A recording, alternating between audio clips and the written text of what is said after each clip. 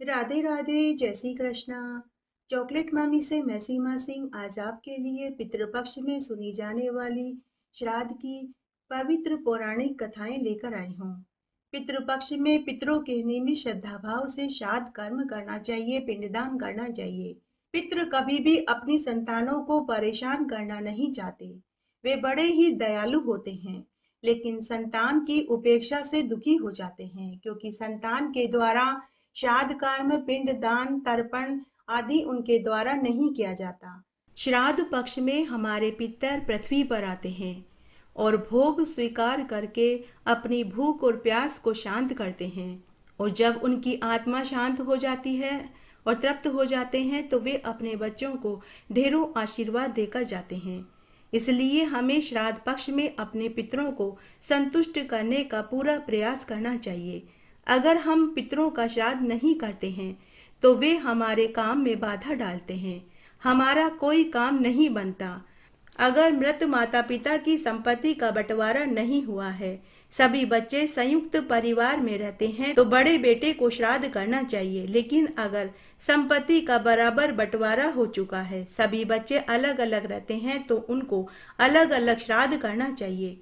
श्राद्ध मृत्यु तिथि के दिन को देखकर करना चाहिए। दाग तिथि को श्राद्ध नहीं लगता, अर्थात जिस समय हमारे पूर्वज ने अंतिम सांस ली थी उस तिथि को पुण्य तिथि कहते हैं। उसी तिथि का श्राद्ध किया जाता है।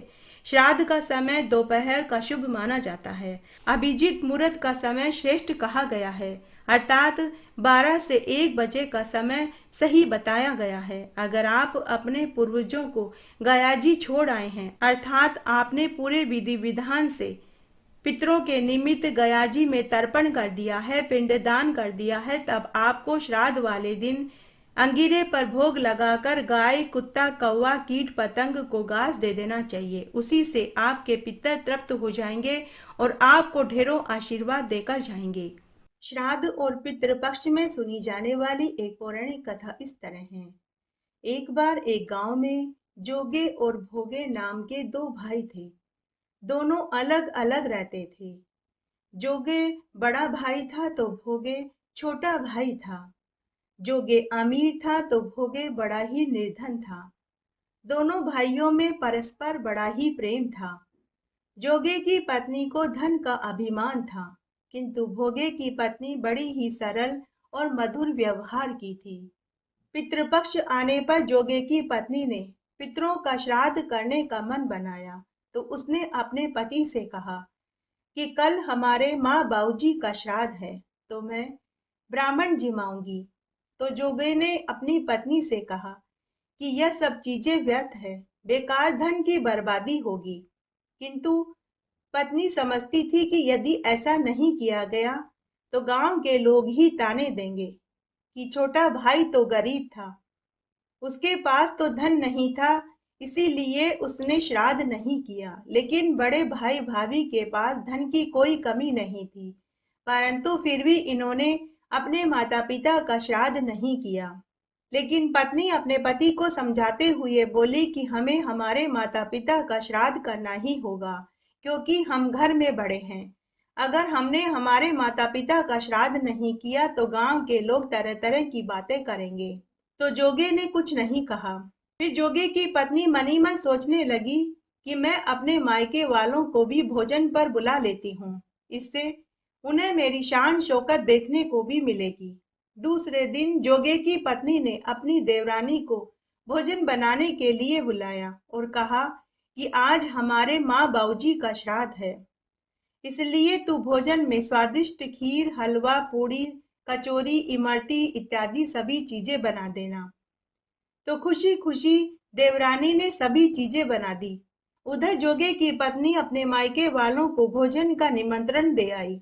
जब देवरानी ने सारा भोजन बना दिया और भोजन बनाकर जाने लगी तो जिठानी ने उसे रात की ठंडी बासी रोटी भी नहीं दी और न ही उसे भोजन खाने के लिए रोका। इस तरह भोगे की पत्नी बिना कुछ भोजन लिए ही घर आ गई। आते ही उसके बच्चों ने उससे भोजन मांगा, तो माँ ने अपने बच्चों से कहा कि बच्चों, आज तुम्हारी ताई ने भोजन नहीं दिया। फिर वह रसोई में गई और भोजन तलाश करने लगी ताकि वह भी पितरों के निमित्त अंगीरे पर भोग लगा सके। उसने रसोई में सभी डब्बों को खोल कर के देखा, लेकिन सारे डब्बे खाली थे। केवल एक डब्बे में थोड़ा सा गुड़ पड़ा था।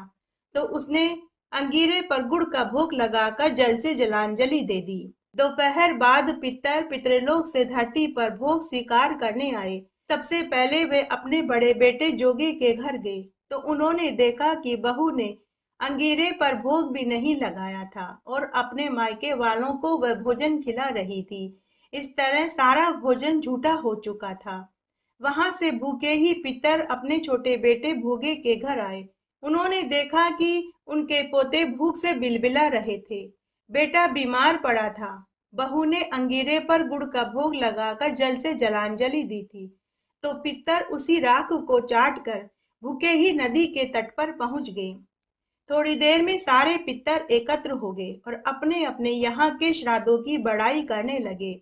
जोगे और भोगे के पितरों ने भी अपनी आप बीती सुनाई। फिर वे सोचने लगे कि अगर हमारा छोटा बेटा भोगा समर्थ होता, अगर उसके पास धन होता, तो शायद हमें आज भूखा नहीं रहना पड़ता।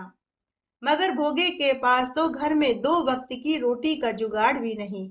यही सोचकर उन्हें अपने छोटे बेटे के ऊपर दया आ गई। अचानक से वे नाचने और गाने लगे। तालियां बजाकर आसमान की ओर देखते हुए बोले कि हे ईश्वर, भोगे के घर अनधन के भंडार भर दो, भोगे के घर अनधन के भंडार भर दो। उसके बाद शाम हो गई।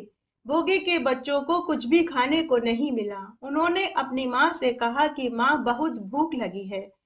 तब उन्हें टालने की गरज से उनकी माँ बोली कि जाओ बच्चों, रसोई में आटे के डिब्बे में रोटी पड़ी है, तुम दोनों जाकर आपस में बांट कर के खा लो। बच्चे रसोई में गए। आटे के डिब्बे को खोल कर के देखा तो उसमें सोने के सिक्के भरे हुए थे। बच्चों ने आकर अपनी माँ को पूरी बात बताई। भोगे की पत्नी भागकर रसोई में आटे के डिब्बे को देखने गई तो वह भी आश्चर्य में पड़ गई। वह समझ गई कि यह सब कुछ पितरों ने किया है। इस तरह भोगे और भोगे की पत्नी भी धनी हो गई, परंतु धन पाकर भी उन्हें घमंड नहीं हुआ। दूसरे साल जब पितृ पक्ष आया तो श्राद्ध के दिन भोगे की पत्नी ने 56 तरह के व्यंजन बनाए। ब्राह्मणों को बुलाकर के उन्हें भोजन खिलाया। भोजन खिलाकर उन्हें दक्षिणा दी और जेठ जिठानी को सोने चांदी के बर्तनों में स्वादिष्ट भोजन खिलाया। उस दिन भी दोपहर में पितृलोक से धरती पर आए और अपने दोनों बेटा बहू को खुशी खुशी भोजन करते हुए देखा तो उन्हें बड़ी प्रसन्नता हुई। पितृदेवता भोग स्वीकार करके अपने दोनों बेटा बहू और पोते पोतियों को ढेर सारा आशीर्वाद देकर हंसी खुशी पितृलोक में चले गए। इस तरह दोनों भाई इस जीवन का सुख भोग कर मरने के बाद वैकुंठ को प्राप्त हुए। बोलिए पितृ देवताओं की जय, बोलिए पितृ पितराणी की जय। एक बार की बात है, 7 भाइयों की एक बहन थी। वह कई वर्षों से मायके नहीं गई क्योंकि उसका मायका कई कोसों दूर था। तब एक बार जब आश्विन मास का महीना लगने वाला था तो उसके स्वर्गीय माता पिता ने अपनी इकलौती पुत्री के स्वप्न में आकर कहा कि बेटी, अब की बार अगर तू हमारे श्राद्ध तिथि को भोजन खाने आएगी तभी हम भोग स्वीकार करेंगे, अन्यथा हम भोग स्वीकार नहीं करेंगे, हम भूखे ही चले जाएंगे। ऐसा कहकर उसके माता पिता अंतर्ध्यान हो गए। सुबह जब वह सोकर उठी तो उसने यह बात अपनी देवरानी जिठानी को बताई। तो उसकी देवरानी जिठानी बोली कि फिर तो आपको अपने मायके में जाना चाहिए। 7 भाइयों की बहन का नाम सलोती था। तो सलोती अपनी जिठानी और देवरानी से बोली कि अगर मुझे घर की मुंडेर पर सोन चिड़ैया दिखाई देगी तो ही जाऊंगी, क्योंकि सलोती का एक नियम था, वह कोई भी शुभ काम सोन चिड़ैया को देखने के बाद ही करती थी। देवरानी जिठानी उससे बहुत चिढ़ती थी। तो उन दोनों ने आपस में एक योजना बनाई कि इस तरह तो यह कभी भी अपने मायके नहीं जाएगी। कितने बरस हो गए हैं इसे हमें झेलते हुए, अगर कुछ दिनों के लिए यह अपने मायके में चली जाएगी तो हमें भी थोड़ा सुकून मिलेगा। तब एक दिन उन्होंने एक योजना बनाई। उस योजना के तहत उन्होंने सलोती से कहा कि अरे सलोती जल्दी आ, देख सुगना चिड़िया हमारे घर की मुंडेर पर बैठी है। जब सलोती घर के बाहर आई तो उसे सुगना चिड़िया दिखाई नहीं दी। तो देवरानी जिठानी बोली कि अरे सलोती तूने आने में देर कर दी, देख तेरी सोन चिड़िया तो उड़ गई। फिर जेठानी सुगना से बोली कि अरे सुगना, तेरा नियम रखने के लिए सोन चिड़ैया भी मुंडेर पर आ गई। अब तुझे तेरे मायके तेरे माता पिता के श्राद्ध पर जाना चाहिए, नहीं तो बेचारे तेरे माता पिता श्राद्ध का भोग खाए बिना भूखे ही चले जाएंगे। पितर तो बेचारे साल भर में एक बार ही भोजन खाने आते हैं। अगर तू नहीं गई तो तेरे माता पिता भूखे ही चले जाएंगे, उनकी आत्मा को तृप्ति नहीं मिलेगी। जिठानी की बात सुनकर सलोती ने हामी भर दी। पहले के जमाने में लोग पैदल यात्रा किया करते थे या फिर बैलगाड़ी, ऊंट गाड़ी या घोड़े पर बैठकर एक स्थान से दूसरे स्थान पर जाते थे। तब सलोती ने 10 दिन के रास्ते की रोटी के लिए आटा, तेल, दाल, नमक, मिर्च ले ली और 2 जोड़ी कपड़े लिए और पैदल पैदल अपने मायके की ओर चल दी।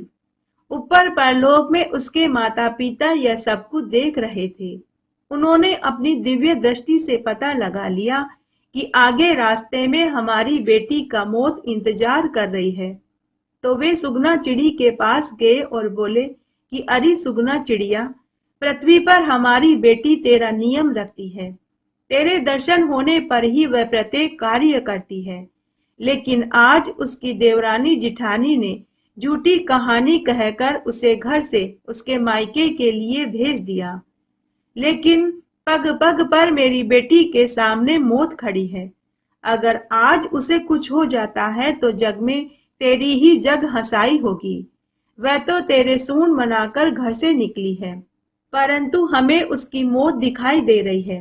अब तू ही हमारी बेटी को बचा सकती है। तब सोन चिड़ैया ने भी अपनी शक्ति से आगे घटने वाली घटनाओं को देख लिया।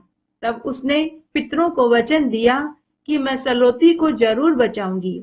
तब सोन चिड़ैया ने एक बंजारन का वेश बनाया और सलोती के मार्ग में जाकर बैठ गई।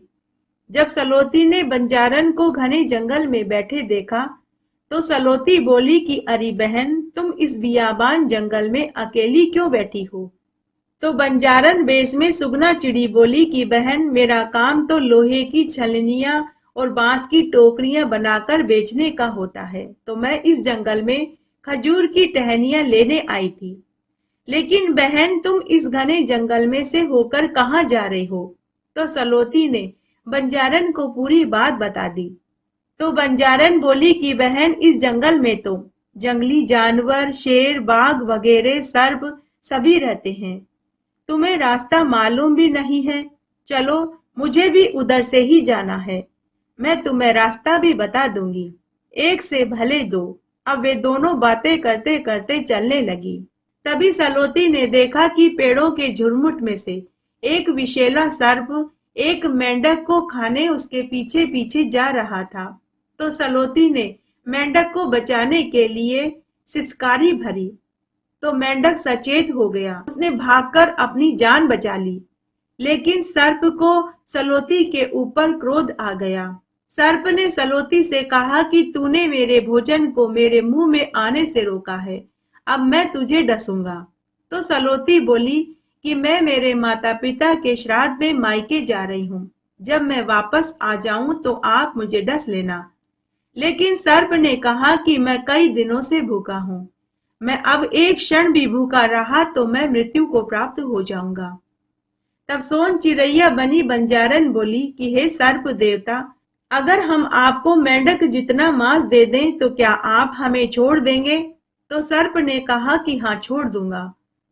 तब सोन चिड़ैया बनी बंजारन सोचने लगी कि मेरा मांस तो पाव भर भी नहीं होगा। अगर मैं इसके सामने गई तो सलोती को बचा नहीं पाऊंगी। तब बंजारन बनी सोन चिड़ैया ने सलोती का एक हाथ काटा और सर्प को खाने के लिए दे दिया। सलोती दर्द से कराहने लगी और रोने लगी और बंजारन से बोली कि बहन, तुमने ऐसा क्यों किया? तो बंजारन बोली कि बहन, तुम्हें बचाने का मात्र यही एक उपाय था। सांप ने मांस खाया तो उसे संतुष्टि मिल गई। वह सांप सलोती से बोला कि बहन, आज से तुम मेरी धर्म की बहन हुई। तुम मेरी ये कैंचुली ले जाओ। जब भी तुम्हें मेरी मदद की जरूरत हो, यह कैंचुली सिर पर रख लेना। मैं उसी समय तुम्हारी सहायता करने के लिए हाजिर हो जाऊंगा और तुम्हें संकट से बचा लूंगा। और बहन, जब तुम मायके से वापस अपने घर लौटो तो मुझसे मिलकर जाना। मैं तुम्हें गड़ा खजाना दूंगा। तब सलोती ने सर्प को हामी भर दी। सर्प के जाते ही बंजारन ने सलोती के कटे हाथ पर हाथ फेरा तो उसका हाथ पहले जैसा हो गया। यह आश्चर्य देखकर सलोती समझ गई कि यह बंजारन कोई देवी स्वरूपा है जो मेरी मदद के लिए मेरे पास आई है। तभी वह मेंढक भी सलोती के पास आया और सलोती से बोला कि बहन, आज से तुम मेरी मुंह बोली बहन हुई। बहन, मैं तुम्हें वचन देता हूँ, जब भी तुम्हें मेरी जरूरत हो मुझे याद करना। मैं उसी समय तुम्हारी मदद करने के लिए प्रकट हो जाऊंगा। इस तरह सबको आश्वासन देकर सलोती और बंजारन आगे चल दिए। आगे एक गांव आया। उस गांव के राजा के सैनिक सलोती को पकड़कर राजा के पास ले गए। सोन चिड़ैया बनी बंजारन को सलोती के अलावा और कोई देख नहीं सकता था। उस राजा का नियम था कि अनजान व्यक्ति को देखते ही पकड़कर राजा के सामने पेश किया जाए। तब जब राजा के सैनिक सलोती को राजमहल में ले जा रहे थे तो तब बीच रास्ते में ही बंजारन ने सलोती को समझाया कि बहन, जैसा तुम्हारे साथ हो रहा है यह मेरे साथ पहले भी हो चुका है। यह राजा तुमसे पूछेगा कि तुम मेरे गांव में क्यों आई हो, तो तुम कहना कि मैं मेहनत मजदूरी करने आई हूँ। जब वह पूछे कि तुम क्या काम करती हो और मजदूरी क्या लेती हो, तो तुम वही कहना जो मैं तुमसे कहूँ। सलोती बोली कि बहन बताओ, तुम जो कहोगी मैं वही करूंगी। तो बंजारन बोली कि बहन, तुम राजा से कहना कि महाराज, मैं छोटे मोटे काम नहीं करती। साल में केवल 2 ही काम करती हूँ, चाहे फिर वह काम जान जोखिम में डालने वाला ही क्यों न हो। लेकिन इनाम मैं जो चाहूंगी वही लूंगी। फिर तुम मजदूरी में 1000 स्वर्ण मुद्राएं राजा से मांग लेना। जब सलोती और बंजारन आपस में बातें कर रही थी तो उनकी बातों को सैनिक नहीं सुन सकते थे, क्योंकि सैनिकों को बंजारन दिखाई नहीं दे रही थी। उसके बाद सैनिकों ने सलोती को राजा के सामने पेश किया। राजा ने पूछा कि तुम हमारे राज्य में क्यों और कहां से आई हो। सलोती ने वही कहा जो बंजारन ने कहने को कहा था। उसने कहा, महाराज, मैं आपके राज्य में मजदूरी करने आई हूँ, लेकिन मैं छोटे मोटे काम नहीं करती। मैं ऐसे काम करती हूँ जो कोई न कर सके, चाहे वह काम फिर जान को जोखिम में डालने वाला ही क्यों न हो। लेकिन महाराज, बदले में मैं 1000 स्वर्ण मुद्राएं लेती हूँ। तब राजा ने इसे अपनी इज्जत समझी। एक औरत होकर इतनी बड़ी बड़ी बातें कर रही है, अगर इसे काम नहीं दिया तो मेरी क्या इज्जत रह जाएगी। मेरी प्रजा क्या सोचेगी कि 1000 स्वर्ण मुद्राओं के खातिर मैंने इसे काम पर नहीं रखा। तब राजा ने अपने मंत्रियों से सलाह मशवरा किया और पूछने लगा कि इसे क्या काम दिया जाए। तब एक वयोवृद्ध मंत्री बोला कि महाराज, जो मैं आपसे कहूँ आप इस महिला को वही काम सौंप दो। मैं गारंटी के साथ कहता हूँ कि यह इस कार्य को पूरा नहीं कर पाएगी। साथ ही आप एक शर्त भी रख दो कि अगर काम पूरा नहीं हुआ तो मृत्यु दंड दिया जाएगा। तब राजा ने उस महिला को दरबार में बुलाया और कहा कि आज मैं तुम्हें एक काम सौंपता हूँ। यह काम तुम्हें 24 घंटे के भीतर पूरा करना होगा। अगर तुमने यह काम 24 घंटे के अंदर पूरा नहीं किया तो मैं तुम्हें मृत्यु दंड दे दूंगा। अगर काम समय पर कर दिया तो जो तुमने 1000 स्वर्ण मुद्राएं मांगी है, मैं तुम्हें एक की बजाय 2000 स्वर्ण मुद्राएं दूंगा। तब सलोती ने राजा से कहा कि बताइए महाराज, मुझे क्या काम करना होगा। तो राजा ने कहा कि एक दिन पहले मैं और मेरी रानी समुद्र के किनारे टहल रहे थे। तो मेरी रानी का बेशकीमती हार कहीं गिर गया। मेरे सैनिकों ने उसे बहुत ढूंढा, परंतु वह हार हमें कहीं नहीं मिला। अब यह मालूम नहीं कि वह हार समुद्र में गिरा है या फिर रेत में। तुम्हें मेरी रानी का हार ढूंढकर लाना होगा। उसके बाद सलोती बंजारन बनी सोन चिड़ैया के पास आई और बोली कि बहन, अब मैं जीवित नहीं बचूंगी। राजा की शर्त ही कुछ ऐसी है। पूरी बात सुनने के बाद बंजारन ने सलोती से कहा कि तुम अपने मुंह बोले भाई मेंढक को याद करो, अब वही तुम्हारी मदद करेगा। तब सलोती ने मेंढक को याद किया। उसी क्षण मेंढक वहां प्रकट हो गया। सलोती ने मेंढक को पूरी बात बताई और समुद्र में से हार ढूंढ कर लाने में मदद मांगी। मेंढक ने अपनी मुंह बोली बहन को वचन दिया और कहा कि बहन, तुम चिंता मत करो, 24 घंटे पूरे होने से पहले हम रानी का हार ढूंढ कर ले आएंगे। तभी उस मेंढक ने अपने साथी मेंढकों को आवाज लगाई। थोड़ी ही देर में वहां मेंढकों की फौज आ गई। कुछ ही घंटों में ही उन्होंने हार को ढूंढ लिया और लाकर सलोती को दे दिया। हार देने के बाद मेंढक सलोती से बोला कि बहन, जब तुम मायके से वापस घर जाओ तो मुझसे मिलकर जाना। सलोती ने मेंढक को भी वचन दिया। उसके बाद सलोती ने हार ले जाकर राजा को दे दिया। हार देखकर राजा आश्चर्य में पड़ गया कि मात्र कुछ ही घंटों में सलोती ने काम कर दिखाया। तब राजा ने फिर से अपने मंत्रियों से सलाह मशवरा किया और कहा कि अब की बार ऐसा काम बताओ कि यह न कर पाए, ताकि मुझे 2000 स्वर्ण मुद्राएं न देनी पड़े। मैं इसे फांसी की सजा देना चाहता हूँ। तब एक मंत्री बोला कि महाराज, स्त्रियों की अकल घुटने में होती है। आप इससे ऐसा प्रश्न पूछिए कि यह उस प्रश्न का जवाब ही न दे पाए। तब राजा ने बुद्धिजीवियों को बुलाकर पूछा। तब एक बुद्धिजीवी व्यक्ति राजा से बोला कि महाराज, आप इससे पूछिए कि नर बड़ा है या नारी। अगर यह इसका जवाब 3 दिन में न दे तो आप इसे फांसी की सजा सुना देना। यह सुनकर राजा बहुत खुश हुआ। तब राजा ने सलोती को बुलाकर के कहा कि अब तुम्हें मैं एक काम और देता हूँ। तो सलोती बोली कि महाराज, मैं आपका यही काम करूंगी, उसके बाद मैं काम नहीं करूंगी, क्योंकि साल में मैं सिर्फ 2 ही काम करती हूँ।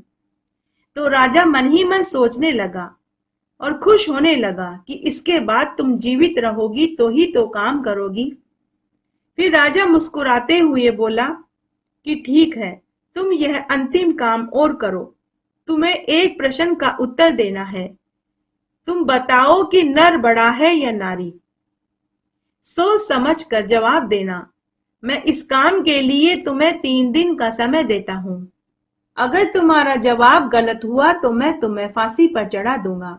सलोती वापस बंजारन के पास आई और राजा की दूसरी शर्त वाली बात बताने लगी। तो बंजारन ने सलोती से कहा कि बहन, तुम अपने मुंह बोले भाई सर्प को याद करो और उसे यहाँ तुरंत बुलाओ, और जो मैं तुम्हें कहती हूँ तुम वही उस सर्प भाई से कहना।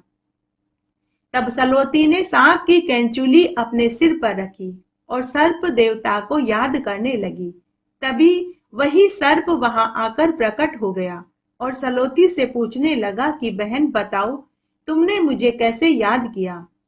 तब सलोती ने सर्प देवता से कहा कि आप राजा के महल से मंदिर तक एक लंबी सुरंग खोद दो। आज आपकी बहन की जान खतरे में है। सर्प ने कहा कि मैं उस राजा को ही ढस लेता हूँ जो तुम्हें तंग कर रहा है। न रहेगा बांस न बजेगी बांसुरी। तो सलोती ने कहा कि नहीं भाई सर्प, मैं राजा को मारना नहीं चाहती, बस उसे सबक सिखाना चाहती हूँ। अब जो मैं कहती हूँ आप वही कर दीजिए। तब सर्प ने एक ही दिन में सुरंग खोद दी। वह राजा दिन में 3 बार माता दुर्गा के मंदिर में दर्शन करने जाता था। इधर सलोती महल में नजर बंद थी, उधर राजा मंदिर में दर्शन करने गया तो उसे वहां सलोती भक्तों की लाइन में खड़ी दिखाई दी। राजा सलोती को मंदिर में देखकर आश्चर्य में पड़ गया। वह उसी क्षण घोड़े पर बैठकर महल में कारागार में देखने पहुंचा, तो सलोती उसे कारागार में भी दिखाई दी। फिर से राजा मंदिर में घोड़े पर बैठकर देखने गया, तो फिर से पंक्ति में सलोती दिखाई दी। इस तरह राजा ने महल से मंदिर और मंदिर से महल में घोड़े पर बैठकर एक दिन में कई चक्कर लगाए। शाम तक राजा थक हार कर बैठ गया। तीसरे दिन राजा ने सलोती को दरबार में बुलाया और पूछने लगा कि बताओ, मेरे प्रश्न का क्या उत्तर है? नर बड़ा है या नारी बड़ी है?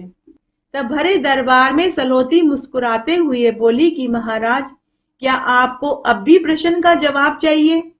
क्या आपको कल मेरे प्रश्न का उत्तर नहीं मिला? चलो फिर भी मैं आपको जवाब देती हूँ। अगर आप चाहते हैं कि मैं अपने मुख से प्रश्न का उत्तर दूं, तो चलो मैं ही बता देती हूँ। महाराज, नर और नारी में से नारी बड़ी है। राजा ने पूछा कि वो कैसे? तब सलोती राजा से बोली कि महाराज, आपने कल महल से मंदिर और मंदिर से महल में घोड़े पर बैठकर 20 चक्कर लगाए, लेकिन मैंने सिर्फ दिमाग लगाया। दरबार में बैठे सभी मंत्री, दरबारी, सैनिक सलोती की बात को समझ नहीं पाए, लेकिन राजा समझ चुका था। राजा ने सोचा कि अगर ज्यादा सवाल जवाब पूछूंगा तो सबके सामने सच्चाई बतानी पड़ेगी और मेरी इज्जत सबके सामने घट जाएगी। तो राजा ने भी सलोती को धर्म की बहन बना लिया और उसे 2000 स्वर्ण मुद्राओं के साथ खूब सारे कीमती उपहार भी दिए और पूरे मान सम्मान के साथ उसे विदा कर दिया। अब सलोती बंजारन के साथ फिर से आगे चल दी। आगे घने जंगल में उन्हें एक शेरनी मिली। उसके पांव में कांटा लगा हुआ था। वह दरस से कभी घुर्राती तो कभी करहाती। शेरनी ने सलोती से मदद मांगी, तो सलोती डरते डरते बोली कि कांटा निकालने के बाद अगर तुम मुझे ही खा गए तो शेरनी बोली कि बहन, मैं तुम्हें वचन देती हूँ, मैं तुम्हें नहीं खाऊंगी। बहन, मेरे छोटे छोटे 3 बच्चे हैं, वे गुफा में मेरा इंतजार कर रहे होंगे। मैं 2 दिन से यहाँ पड़ी हूँ। अगर आज मैंने अपने बच्चों को दूध नहीं पिलाया तो मेरे बच्चे भूख से तड़प कर मर जाएंगे। तो सलोती बंजारन की तरफ देखने लगी, तो बंजारन ने कहा कि बहन, तुम शेरनी के पांव में से कांटा निकाल दो, वह तुम्हें कुछ नहीं कहेगी।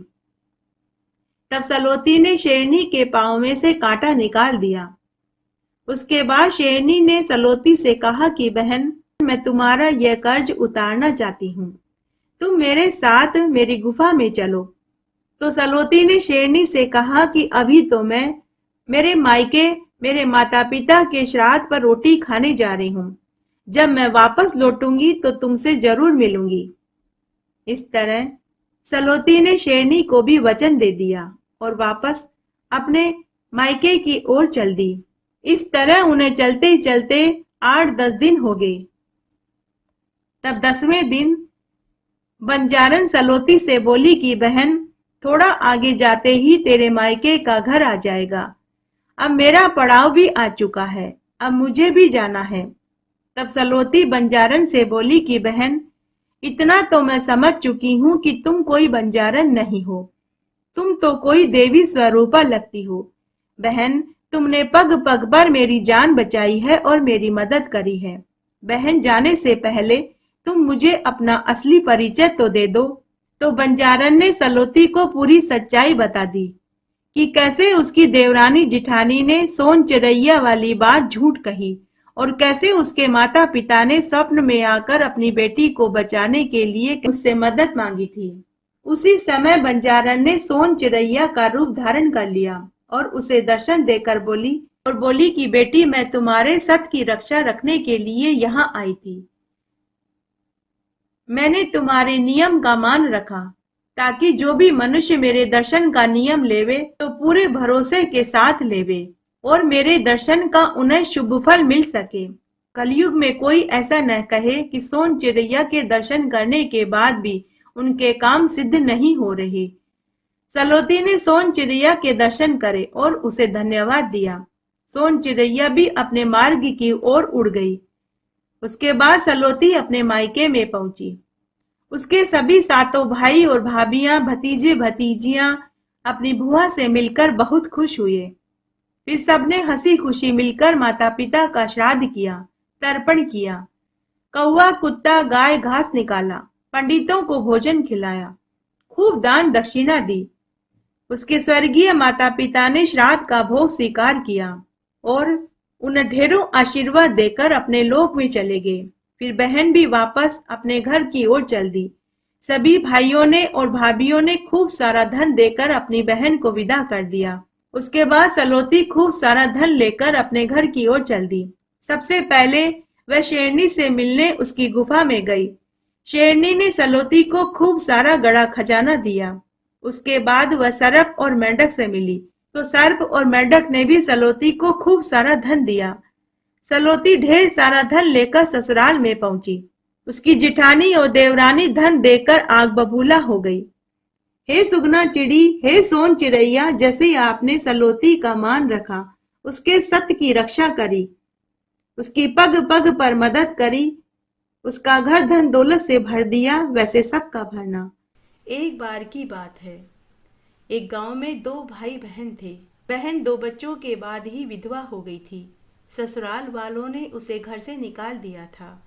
भाई अपनी बहन और भतीजों को बड़े लाड़ प्यार से रखता था, लेकिन उसकी पत्नी इस बात से बहुत चिढ़ती थी। भाई के भी 2 लड़के थे। जब श्राद्धों के दिन आए तो भाई अपने माता पिता के श्राद्ध करने के लिए हरिद्वार जाने वाला था। जाने से पहले उसने अपनी पत्नी से कहा कि मैं श्राद्धों में 16 दिन तक हरिद्वार में अपने माता पिता की आत्मा की शांति के लिए श्राद्ध करूंगा। तुम पीछे से मेरी बहन और उसके बच्चों का अच्छे से ध्यान रखना। श्राद्धों में उन्हें स्वादिष्ट पकवान बना कर के खिलाना। तो पत्नी ने हामी भर दी। पीछे से भाभी अपनी ननद और ननद के बच्चों को रूखा सूखा बासी भोजन खाने को देने लगी और खूब ताने मारती। घर का, गाय भैंसों का और खेतों का सारा काम उसी से करवाती। बेचारी बहन ये सारा काम करती, लेकिन फिर भी भाभी उसे खूब ताने देती। एक दिन भाभी के तानों से तंग आकर बहन अपने बच्चों को लेकर गाय भैंसों के ग्वाड़े में झोपड़ी बनाकर के रहने लगी। फिर भी वह रोज अपने भाई के घर आकर सारा कामकाज करके जाती, तो बदले में भाभी अपनी ननद और उसके बच्चों को ठंडा बासी भोजन खाने को देने लगी। जिस दिन नहीं बचता तो वो भी नहीं देती थी। तब बहन आटा छानने का कपड़ा अपने घर ले जाने लगी। उस आटा छानने के कपड़े को पानी में घोलकर उसे चूल्हे पर उबाल लेती और उसे खीर बोलकर अपने बच्चों को पिला देती और खुद भी पी लेती। इस तरह श्राद्ध के दिन निकलने लगे। एक दिन भतीजे बुआ के घर आए और अपनी बुआ से बोले कि बुआ बुआ, आपके बच्चे तो बहुत मोटे ताजे हो रहे हैं, आप इन्हें क्या खिलाती हो? तो बुआ ने कहा कि बेटा, तेरी माँ तो रोज हमें ठंडी बासी रोटी खाने को देती है, परंतु मैं तुम्हारे घर से आटा छानने का कपड़ा ले आती हूँ। उसे पानी में घोलकर चूल्हे पर चढ़ाकर पका देती हूँ तो वह खीर जैसी बन जाती है। वही खीर मैं अपने बच्चों को पिलाती हूँ और खुद भी पीती हूँ। तो भतीजे बोले कि बुआ, वो खीर तो हम भी खाना चाहेंगे, हमें भी खिलाओ, बताओ कि वह खीर कैसी होती है। तो बुआ ने आटा छानने के कपड़े को पानी में घोला और उसे चूल्हे पर उबाल दिया और वही अपने भतीजों को खाने को दे दिया। उसे खाकर भतीजे अपनी बुआ से बोले कि बुआ, खीर तो बहुत अच्छी बनी है। बच्चों ने आकर पूरी बात अपनी माँ को बता दी। माँ ने कहा कि कल देखती हूँ कि कैसे आटे छानने का कपड़ा लेकर जाती है। दूसरे दिन बहन अपने भाई के घर काम करने आई। सारा काम करके जब वह जाने लगी तो भाभी ने कहा कि भाई साहब, आटा छानने का कपड़ा आज से मत ले जाना। तो ननद ने आटा छानने का कपड़ा वहीं रख दिया। घर आने लगी तो मन ही मन सोचने लगी कि आज मैं बच्चों को क्या खिलाऊंगी। तो उसने पीपल के पेड़ के नीचे से छोटे छोटे कंकर उठा लिए। घर आकर उन कंकरों को चूल्हे के पास रख दिया और टोकरी से ढक दिया और सिर पर पट्टा बांध कर सो गई और मन ही मन माँ गंगा को याद करने लगी और बोली कि हे माँ गंगा, मेरे भाई की रक्षा करना, वो मेरी रक्षा करेगा। और सुबह सुबह कर रोने लगी। तभी उसके बच्चे खेल कर के घर आए और अपनी माँ से बोले कि माँ, बहुत भूख लगी है, खीर खाने को दो। माँ ने कहा कि बेटा चूल्हे के पास टोकरी के नीचे रखा है, जाकर देख लो और खा लो। बच्चे चूल्हे के पास देखने गए। टोकरी हटाकर के देखा तो कंकड़ पत्थर बाटी बन चुके थे। बच्चों ने भर पेट बाटी खाई और आकर अपनी माँ से बोले कि माँ तुम भी बाटी खा लो। माँ ने कहा कि मुझे भूख नहीं है। दूसरे दिन उसकी माँ का श्राद्ध था। भाभी ननद की झोपड़ी पर आई और बोली कि बाईसा आज आपकी माँ का श्राद्ध है, बिना बुलाए तो आना मत। अगर ये नीमड़ी और पीपल का पेड़ अपनी जगह से आगे पीछे सरक जाए तो भोजन खाने आ जाना। अगर पत्ते और टहनियाँ हिले तो मत आना। ऐसा कहकर भाभी चली गई। दूसरे दिन बहन भाई के घर काम करने नहीं गई। थोड़ी देर के बाद बच्चे खेल कर घर आए और अपनी माँ से बोले कि माँ आज तो नानी का श्राद्ध है, चलो मामी के यहाँ भोजन खाने चलते हैं। माँ ने कहा कि बच्चों तुम्हारी मामी ने कहा था कि पीपल और नीमड़ी का पेड़ अपनी जगह से आगे पीछे सरक जाए तो भोजन खाने आ जाना। पत्ते और टहनियाँ हिले तो मत आना। क्या तुमने कभी पेड़ को आगे पीछे सरकते देखा है? यह सुनकर बच्चे मौन हो गए, कुछ नहीं बोले। उस दिन शाम को भतीजा आया और बुआ से बोला कि बुआ आज दादी का श्राद्ध था, आप भोजन खाने आई नहीं तो माँ ने ये 2 रोटी और चावल भिजवाए हैं। बच्चे भोजन देकर चले गए तो बहन ने देखा कि भाभी ने 2 बासी रोटी और बचे कुचे चावल भिजवाए थे। तो बहन ने दोनों रोटियां और चावल अपनी झोपड़ी के ऊपर फेंक दी। उस दिन वह अपने बच्चों के साथ भूखी ही सो गई। अगले दिन उसके पिता का श्राद्ध था। पुनः भाभी ननद की झोपड़ी पर आई और बोली कि बाईसा आज आपके पिता का श्राद्ध है, बिना बुलाए तो आना मत। अगर आपके आंगन का ये नीमड़ी और पीपल का पेड़ अपनी जगह से आगे पीछे सरक जाए तो भोजन खाने आ जाना। अगर पत्ते और टहनियाँ हिले तो मत आना। भाभी की बात सुनकर बहन खूब रोई। उधर उसका भाई अपने पिता के श्राद्ध के लिए तर्पण आदि का कार्य कर रहा था। तभी उसकी अंजलि में खून आ गया। भाई ने इसका कारण पंडित जी से पूछा तो पंडित जी ने कहा कि कोई आपकी बहन भांजी बुआ भतीजी रो रही है, इसीलिए आपकी अंजलि में खून आया है। भाई समझ गया कि उसकी पत्नी उसकी बहन के साथ बुरा बर्ताव कर रही होगी। उस दिन शाम को पुनः भतीजा 2 सूखी रोटी और चावल देने आया और अपनी बुआ से बोला कि बुआ आज दादा का श्राद्ध था, आप भोजन खाने नहीं आई तो माँ ने रोटी और चावल भिजवाए हैं। बहन ने पुनः रोटी और चावल झोपड़ी के ऊपर फेंक दिए और अपने बच्चों को लेकर भूखी ही सो गई। माँ गंगा को याद करती रही और कहने लगी कि हे माँ गंगा, आप मेरे भाई की रक्षा करना, वो मेरी रक्षा करेगा। पूरी रात रोती रोती ही सो गई। इस तरह 16 दिन श्राद्ध के बीत गए। भाई हरिद्वार से वापस घर आया। आते ही उसने देखा उसके घर के आंगन में कीचड़ ही कीचड़ हो रहा था।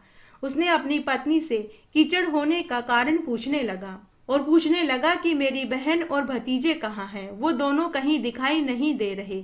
तो उसकी पत्नी बोली कि 16 दिन तक श्राद्धों में मैंने आपकी बहन और भतीजे के पांव कच्चे दूध से धोए थे, इसीलिए आंगन में कीचड़ ही कीचड़ हो रहा है। 16 दिन तक श्राद्धों में मैं तुम्हारी बहन और भतीजों को हलवा पूड़ी खीर बनाकर के खिलाती रही, फिर भी वह नाराज होकर गाय भैंसों के तबेले में झोपड़ी बनाकर रह रही है। मेरे से उसके नखरे बर्दाश्त नहीं होंगे, आप खुद ही जाकर देख लो। भाई उसी समय गाय भैंसों के तबेले में गया तो वहां उसे बहुत सुंदर महल नुमा मकान दिखाई दिया। भाई अपनी बहन से बोला कि बहन, तेरी भाभी ने 16 दिन तक श्राद्धों में तेरे पांव कच्चे दूध से धोए थे और तुझे हलवा पूड़ी खीर बनाकर के खिलाया था, फिर भी तू नाराज होकर यहाँ आकर रहने लगी। यहाँ तो झोपड़ी हुआ करती थी, यह सुंदर महल नुमा मकान कैसे हो गया? तब बहन ने भाई को पूरी सच्चाई बताई कि भाभी ने मेरे और मेरे बच्चों के पांव कच्चे दूध से नहीं धोए थे, नहीं हमें हलवा पूड़ी खीर बनाकर के खिलाया था, हमें बासी भोजन खाने को देती थी, घर का गाय भैंसों का और खेतों का पूरा काम करवाती थी। और माँ बाबूजी के श्राद्ध वाले दिन भाभी हमसे बोली कि अगर आंगन का नीमड़ी और पीपली का पेड़ अपनी जगह से आगे पीछे सरक जाए तो भोजन खाने आ जाना, अगर पत्ते और टहनी हिले तो भोजन खाने मत आना। अब बता भाई, मैं कैसे तेरे यहाँ भोजन खाने जाती? माँ और बाबूजी के श्राद्ध वाले दिन भाभी ने हमारे लिए शाम के समय 2 बासी रोटी और बचे कुचे चावल भिजवाए थे, तो मैंने वे रोटियां और चावल झोपड़ी के ऊपर फेंक दिए थे। तो वे चारों रोटियां सोने की हो गई और चावल हीरे मोतियों में बदल गए। यह सब माँ बाऊजी और माँ गंगा का आशीर्वाद है। और भाई तेरा साथ है। तेरे जाने के बाद भाभी श्राद्धों में मुझे खूब ताने देती थी। मैं पूरे पूरे दिन और पूरी पूरी रात रोती थी। मेरे आंसू हैं जो तेरे घर के आंगन में कीचड़ बना हुआ है। उस दिन भाई ने अपनी बहन से कहा कि बहन, यह सब तेरी किस्मत का है, अब तू यहाँ आराम से रहे। इसलिए बहन बेटियों को कभी भी इसलिए बहन बेटियों को कभी इसलिए बहन बेटियों को श्राद्ध में भोजन जरूर कराएं और उन्हें कभी ताने न देवें और न ही दुख देवें, क्योंकि उन्हें दिया हुआ 1 रुपया भी कई गुना होकर वापस मिलता है। बहन बेटियों को दिया हुआ कभी भी व्यर्थ नहीं जाता, बल्कि खूब फलता फूलता है। इस कथा को आप 16 दिन तक श्राद्धों में रोज सुनेंगे तो आपके पितरों को तृप्ति प्राप्त होगी। मेरे साथ बने रहने के लिए आपका धन्यवाद। आगे आने वाली कथा कहानी के लिए भी आप इसी तरह मेरे साथ बने रहें। धन्यवाद।